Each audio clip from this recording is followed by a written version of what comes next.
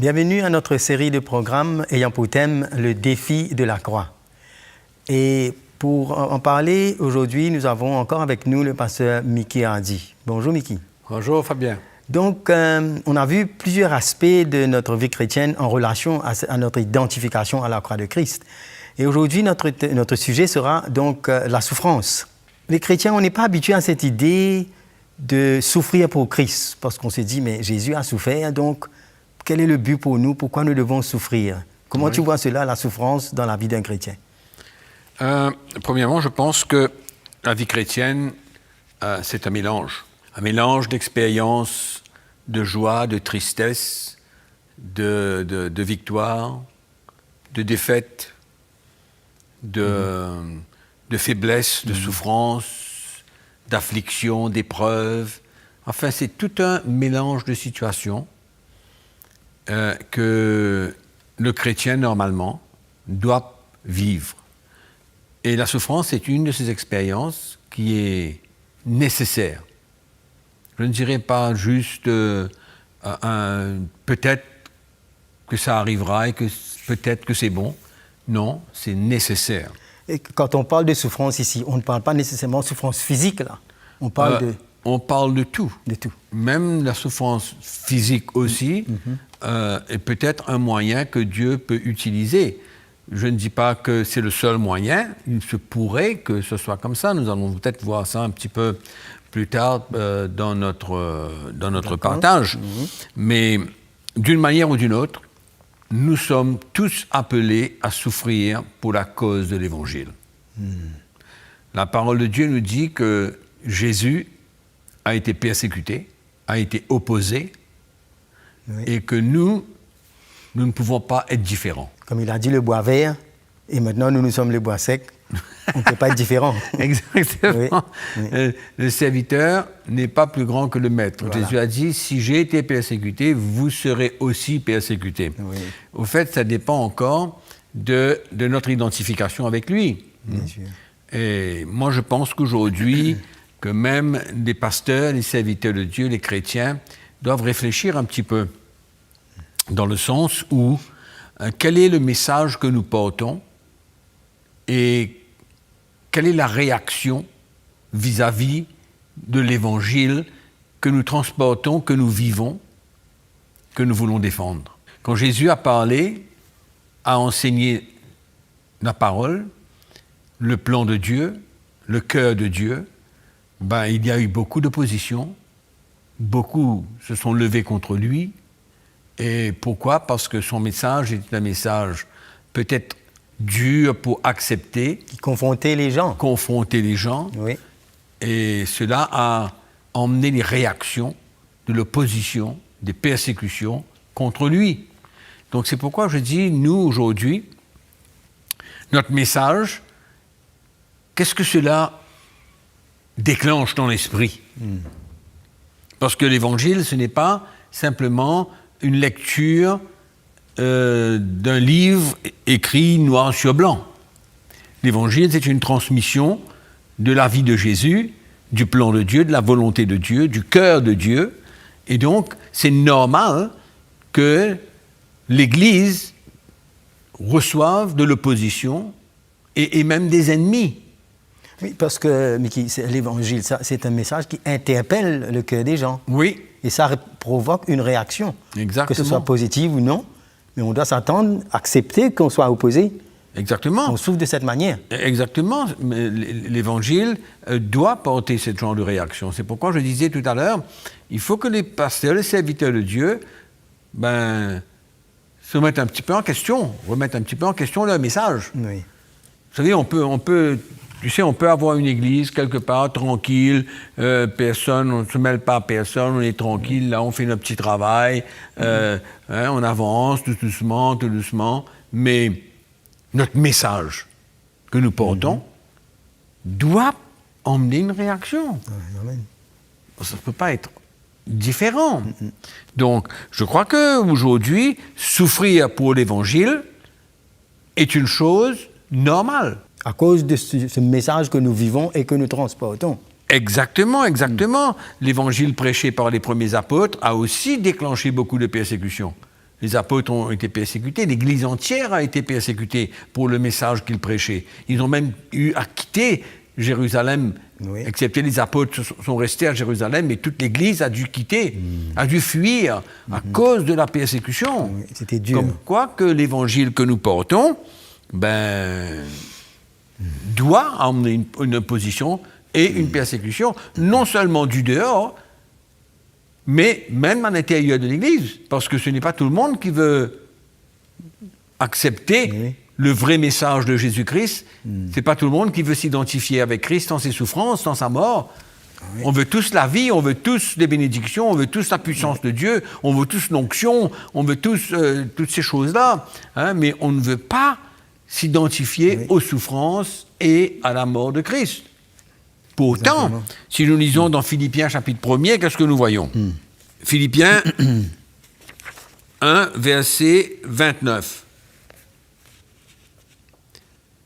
Et cela vient de Dieu, car il vous a été fait la grâce par rapport à Christ, non seulement de croire en lui, mais encore de souffrir pour lui, en soutenant le même combat que vous m'avez vu soutenir et que vous apprenez maintenant que je soutiens encore. Donc il est clair ici. Oui. Paul s'adresse aux Philippiens et leur dit, il vous avait été fait la grâce non seulement de croire en Jésus, mais de souffrir pour lui. Donc il y a une souffrance dans la vie du chrétien qu'il doit pouvoir accepter et ne pas croire que c'est quelque chose d'extraordinaire ou pas pour lui, que c'est pas nécessaire. Mais c'est nécessaire. Voilà. Parce que quand on revient à la croix, qu'est-ce qu'on parle ? On parle encore des souffrances, de la mort et de la résurrection de Jésus-Christ. Mais l'Église n'aime pas entendre ce message. Oui. Donc là, ça fait une suivi. La foi, le fait de croire, cela emmène un autre style de vie. Et c'est cette vie de la foi en identification à la croix de Christ qui emmène ces chrétiens à souffrir par rapport à toutes sortes d'oppositions. Et je crois que dans le monde chrétien, je crois que quand on ne voit pas cette souffrance, on pense que la vie chrétienne, tout le monde nous accepte, on n'a pas d'opposition, on est reconnu et on ne souffre pas. Et c'est un genre de vie chrétienne assez léger, ça. C'est léger, ça, c'est superficiel. Hein? Oui. C'est superficiel parce que nous sommes appelés à accepter, allons dire, d'être traités injustement à cause de l'Évangile. Amen. Et ça, on voit ça dans la vie de Jésus, comment il était accusé faussement, et comment même les disciples, c'est comme si quelque chose qui les accompagne une fois qu'ils ont vraiment donné leur vie au Seigneur. Exactement, exactement. Quand on prêche le message de la croix de Jésus-Christ et qu'on défend ce message, c'est normal que nous soyons opposés et persécutés. Et c'est une souffrance d'être persécuté. C'est une vraie souffrance. Pas d'être persécuté pour le bien que nous faisons. Toi, si tu es persécuté pour le mal que tu fais, ça c'est autre chose. Bien sûr. Et si tu souffres pour le mal que tu as fait, c'est une mauvaise souffrance. Mais tu as une bonne souffrance. La souffrance qui vient parce que nous prêchons l'Évangile et que nous sommes injustement mal traités. Et ça fait mal de souffrir, d'être persécuté, de sentir que on est écrasé, on est opposé, on est accusé faussement et tout ça. Tout ça, ce sont les souffrances du chrétien qu'il a besoin d'accepter que cela fasse partie de sa vie. Oui, c'est ce que l'apôtre Paul a dit, mais vaut mieux souffrir en faisant la volonté de Dieu. Exactement. Ça accompagne cette souffrance. Exactement. Mais on est sûr qu'on a l'approbation de Dieu et on a une grâce en faisant la volonté de Dieu et souffrir de cette manière. Paul avait déjà compris que cela faisait partie de son appel. Et il transmet ça aux chrétiens, que ça fait partie aussi de leur appel. Comme le verset que nous avons lu. Oui. Tu vois ? Donc, il faut accepter. Et ces gens qui nous disent aujourd'hui que la souffrance, c'est pas nécessaire, etc., c'est pas la bonne doctrine. C'est pas de la bonne doctrine. La souffrance, c'est quelque chose que nous avons besoin d'expérimenter parce que nous avons tiré profit de cela. Nous tirons profit. Dieu ne nous laisse pas souffrir pour rien. Il ne permet pas que la souffrance vienne dans notre vie pour rien. Encore une fois, il faut voir le produit fini, Fabien. Dis-le. Il faut que les chrétiens arrivent à voir le produit fini. On ne souffre pas pour rien. On souffre pour une cause, la cause de l'Évangile, mais nous savons qu'à travers cette souffrance, le Seigneur est en train de compléter l'œuvre qu'il a commencée en nous et nous équiper et nous fortifier. Et en même temps, dans cette identification avec lui, c'est la vie que nous allons recevoir. C'est sa vie que nous allons recevoir. Tu vois? Donc, ça, c'est quelque chose que le chrétien doit reconnaître. Ouais. Il doit reconnaître cela. Mais qu'est-ce qui nous accompagne dans cette souffrance? C'est ça que nous voulons vraiment réaliser. Mais au milieu de toute cette souffrance, qu'est-ce que Dieu emmène? Qu'est-ce qui nous accompagne dedans? On n'est pas seul. Non, bien sûr. Il y a une grâce extraordinaire. Il y a une force de Dieu extraordinaire. Il y a le soutien de Dieu à travers le Saint-Esprit. Tu vois? Et moi, ce que j'aime avec l'apôtre Paul, c'est que non seulement il a compris l'Évangile, mais il s'est identifié pleinement. Pleinement. Et je crois que quand on regarde à sa vie, on réalise qu'il avait beaucoup d'opposants, beaucoup de gens, beaucoup de détracteurs qui en voulaient à sa vie.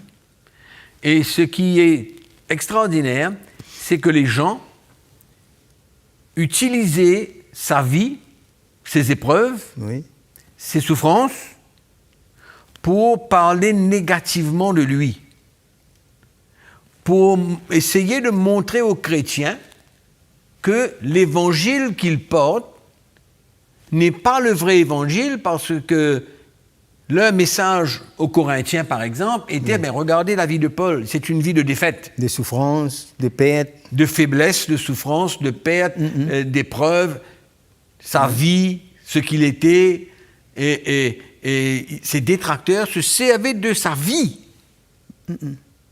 pour essayer de le détruire. C'est extraordinaire. Et c'est là que Paul va maintenant parler aux Corinthiens pour leur expliquer vraiment ce que c'est que l'Évangile. Il va maintenant, allons dire, comparer sa vie, comprends-moi bien ce que je veux dire, comparer sa vie, son expérience là, avec celle de Christ. D'accord. Et si on lit dans Corinthiens, dans 2 Corinthiens chapitre 13, c'est très intéressant ça.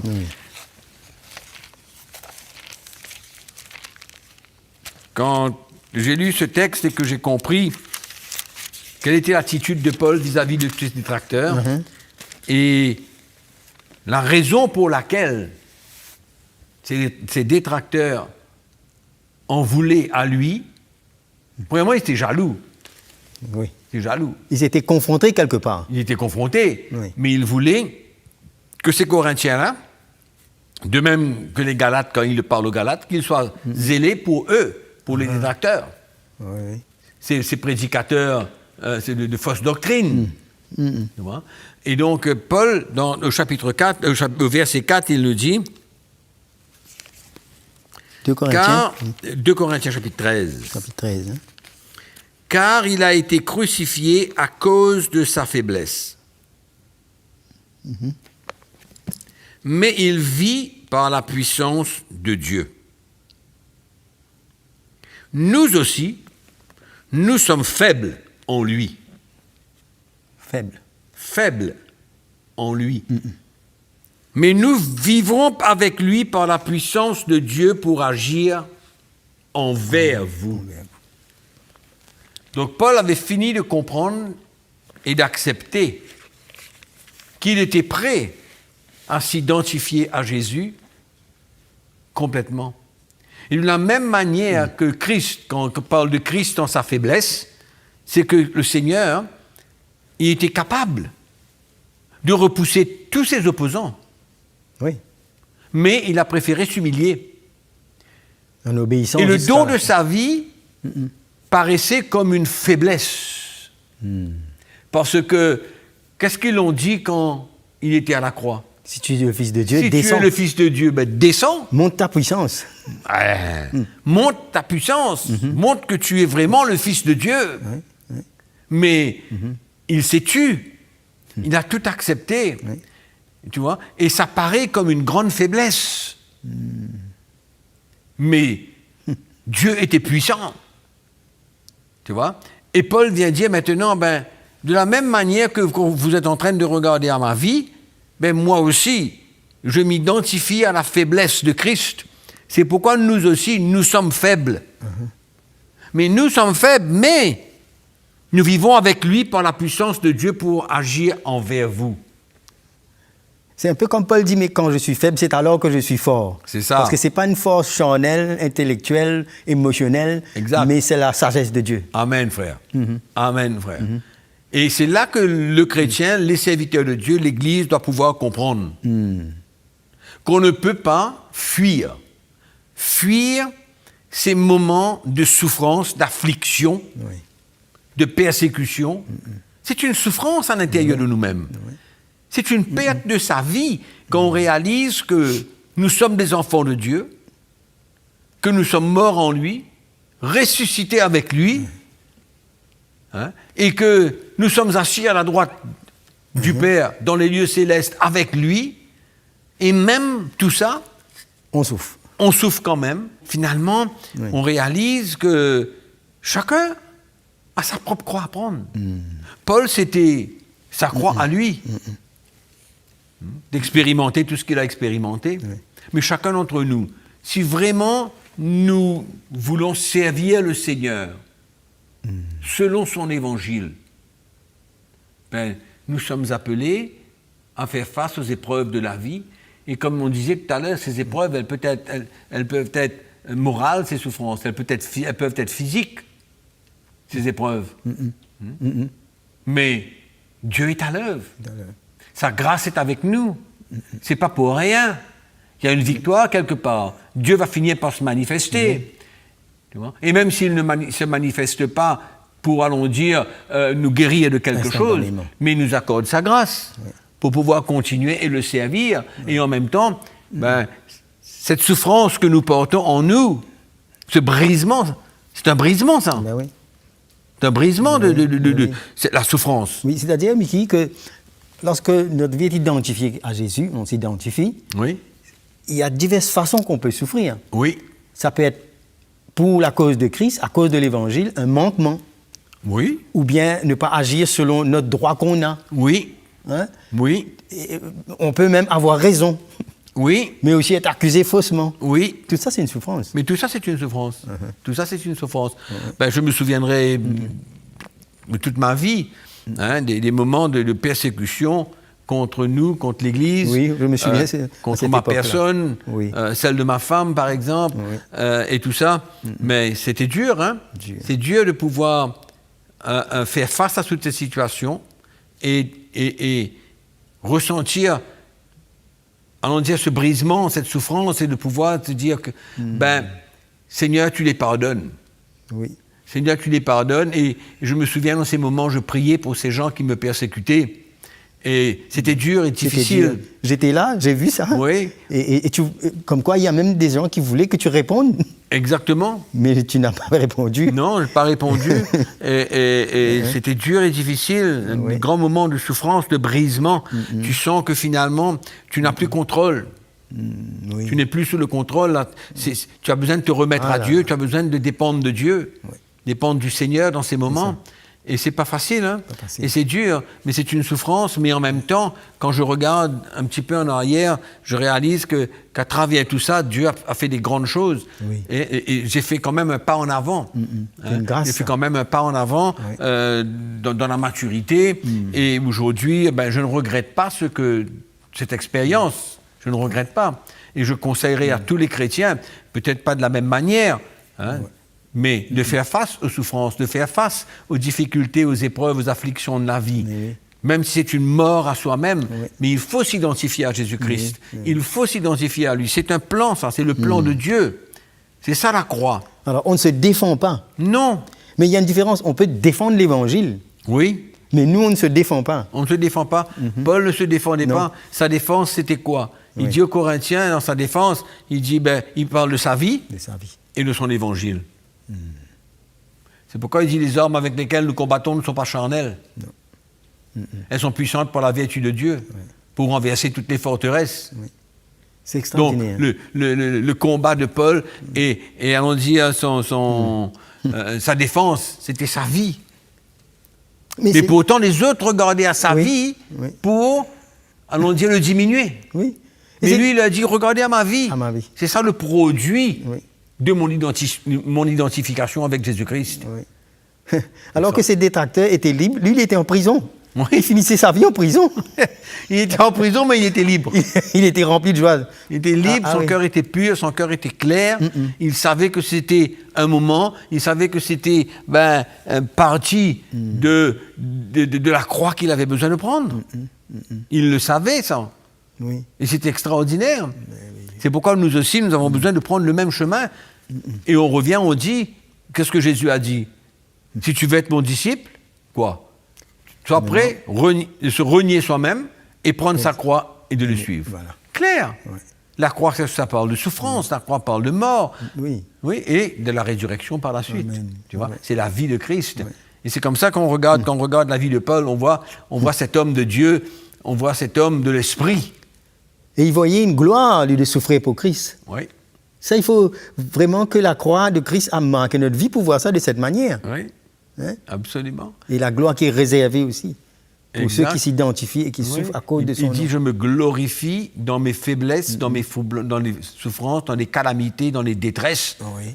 Il se glorifie dedans. Incroyable, hein? Se glorifier là-dedans. Pourquoi? Parce que il savait que la puissance de Dieu allait se manifester Amen. dans sa faiblesse, dans sa détresse, dans son affliction. C'est pourquoi il dit aux Corinthiens, je viens vers vous. Comment il dit? Je viens vers vous comment?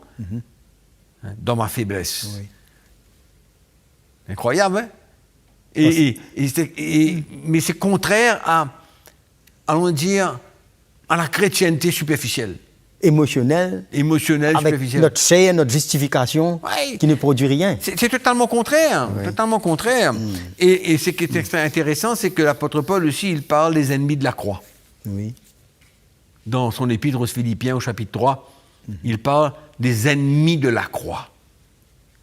De ceux qui ne veulent pas accepter la souffrance, la mort d'eux-mêmes pour parvenir à la vie. Donc finalement, qu'est-ce qu'on voit? On voit un conflit. Ouais.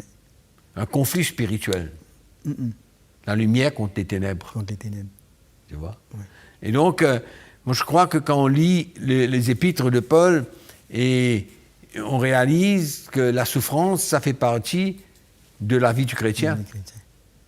Et on ne peut pas fuir, Fabien. Mais oui. Si on fuit, C'est ça. on va perdre tout. On manque cette identification. Oui. Si on fuit, on perd la profondeur même de la chrétienté. La puissance même de la chrétienté. Et c'est comme ça aujourd'hui qu'on voit une église sans force, une église, allons dire, découragée, sans vie, des chrétiens qui sont fatigués, qui vivent pour avoir des choses, qui vivent avec un plan et une vision de prospérité. Mais qui ne souffrent pas. Il n'y a pas de maturité. Il n'y a rien dans, c'est tout superficiel. Il n'y a pas de maturité, il n'y a pas de croissance. Il n'y a pas de croissance spirituelle. Et c'est dommage parce que c'est pourquoi je dis toujours que la croix de Jésus, si on n'arrive pas à la goûter, j'appelle ça comme ça, goûter la croix de Jésus. C'est-à-dire vivre les souffrances mises à part pour nous à cause de Jésus, à cause de l'Évangile. Oui. Et si le chrétien n'expérimente pas ça, il n'a vraiment pas goûté à la réalité de la vie chrétienne, C'est superficiel, quoi. à la profondeur de la croix de Jésus.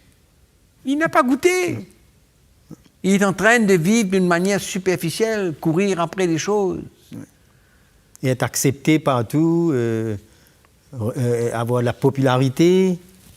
Hein, et là, c'est là que il y a des compromis Oui, pour plaire aux gens. exactement. Regarde ce que l'apôtre Pierre dit, un dernier petit texte peut-être, dans 1 Pierre chapitre 4, verset 12. Il dit « Ne trouvez pas étrange, mes bien-aimés, d'être dans la fournaise de l'épreuve, comme s'il vous arrivait quelque chose d'extraordinaire. Réjouissez-vous au contraire de la part que vous avez aux souffrances de Christ, afin que vous soyez aussi dans la joie et dans l'allégresse lorsque sa gloire apparaîtra. Amen. Si vous êtes outragés pour le nom de Christ, vous êtes heureux, parce que l'Esprit de gloire, l'Esprit de Dieu repose sur vous. Amen. Ah, Et si quelqu'un souffre comme chrétien, qu'il n'en ait point honte, et que plutôt il glorifie Dieu à cause de ce nom. alléluia. Et aujourd'hui, beaucoup de chrétiens, même des serviteurs de Dieu, quand ils parlent de la souffrance, ils écartent cela complètement de la vie chrétienne. Et ici, nous sommes en train de voir comment l'apôtre Pierre nous demande de nous réjouir, au contraire, de la part que nous avons aux souffrances de Christ. Amen. C'est extraordinaire. Ah oui. Et là, il nous dit que l'Esprit de gloire repose sur nous. Amen. Parce que nous nous sommes identifiés à Jésus. Exact. Cette même gloire qu'il avait quand il est ressuscité. Donc, la vie chrétienne, comme tu dis, est parsemée de joie, des bons moments, mais aussi ces moments de souffrance, de persécution, d'opposition. Nécessaire. Importants. Le chrétien a besoin de savoir aujourd'hui, ceux qui nous écoutent, que c'est nécessaire. On ne peut pas éloigner ça. Non, c'est un brisement. On ne cherche pas cela, mais ça vient. Mais ça vient. Dans notre service pour Dieu, Voilà. dans le cours de la vie, Oui. il y a des gens qui souffrent de toutes sortes de manières. Toutes sortes de manières. Hein. Dans la solitude, ils souffrent. Il y a des souffrances, des gens qui se trouvent dans des situations comme ça, dans les manquements, dans des situations physiques. Amen. Mais on ne fuit pas ces situations-là. Merveilleux, Mickey. On réalise que la croix de Christ nous emmène à prendre tous ces domaines dans notre vie et que c'est nécessaire pour notre croissance. Amen. La souffrance y compris. Oui. Voilà. Nous avons terminé ici parce qu'il y aura beaucoup d'autres choses à voir encore en relation à cette croix. On vous remercie et on vous donne rendez-vous à bientôt pour voir encore ce thème, le défi de la croix.